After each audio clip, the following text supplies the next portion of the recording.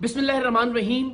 میں یہ ویڈیو یہ بات ریکارڈ پر لانے کے لیے بنا رہا ہوں کہ آج کل میں خدا نخواستہ مجھے کوئی نقصان پہنچتا ہے، میری ٹیم کے کسی ممبر کو کوئی نقصان پہنچتا ہے، ہمارے کسی ساتھی کی جان جاتی ہے، تو قانون نافذ کرنے والے اداروں کو یہ معلوم ہو کہ اس کے پیچھے کون ہو سکتا ہے.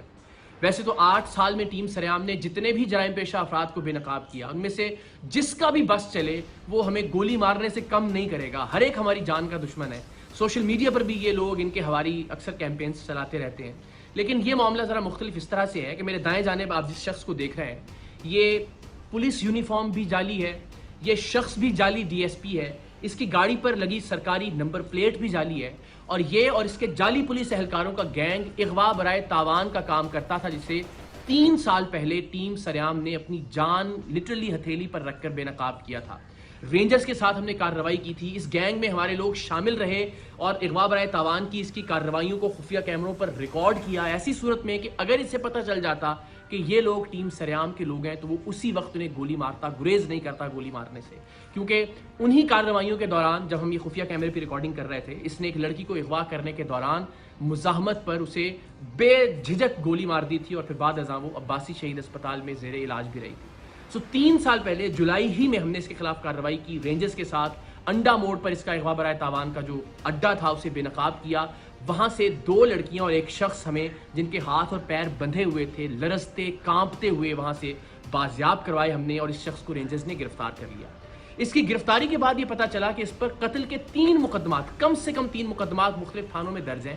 ان تھانوں کی پولیس آئی، انٹیروگیٹ کیا اور اس کو گرفتار کر لیا عملی طور پر ان 3 قتل کے مقدمات میں بھی.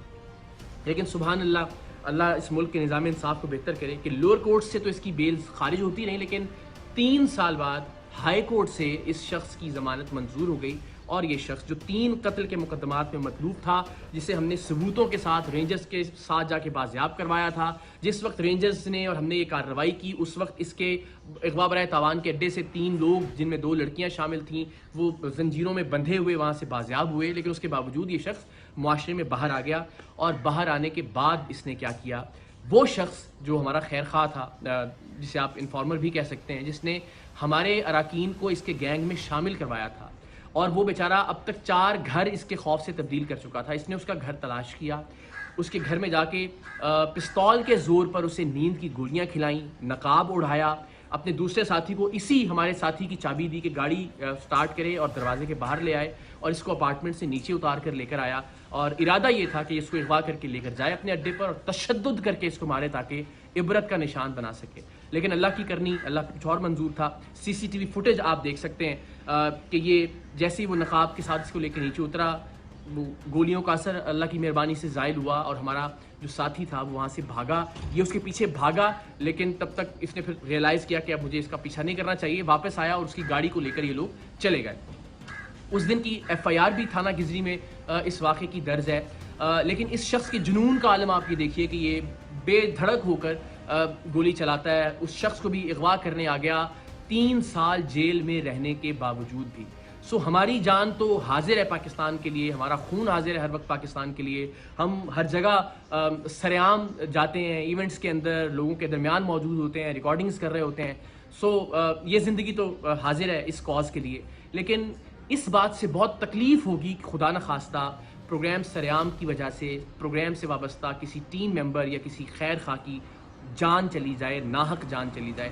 تو آپ سب سے میری یہ ریکویسٹ ہے کہ اب تک ہم نے جو بھی کنٹریبیوٹ کیا ہے سوسائٹی کے لیے، ہم نے کبھی کچھ نہیں مانگا. میری صرف یہ ریکویسٹ ہے کہ اگر آپ میں سے کوئی بھی شخص اس شخص کو جانتا ہے جس پر 3 قتل کی ایف آئی آریں ہیں، اب اس اغوا کی کوشش کی ایف آئی آر بھی ہو گئی، جو ہم نے لوگ بازیاب کروائے تھے رینجرز کے ساتھ جا کر اس کی ایف آئی آر بھی موجود ہے، اس کے کرائم کے تمام تر ریکارڈنگز بھی موجود ہیں. اگر آپ اس کو جانتے ہیں، اس کے ٹھکانے کے بارے میں جانتے ہیں، تو پلیز پولیس کی ہیلپ لائن پر یا رینجرز کی ہیلپ لائن پر آپ ضرور کال کر کے بتائیے اس شخص کے بارے میں تاکہ اس کو گرفتار کیا جا سکے. ونس اگین، میری زندگی کا معاملہ نہیں ہے اور نہ ہی میری زندگی کا مسئلہ ہے. اللہ نے چاہا تو ظاہر جرات قبر میں ہے. ہمارا ایمان ہے، ہمارا یقین ہے کہ اسے کوئی ٹال نہیں سکتا.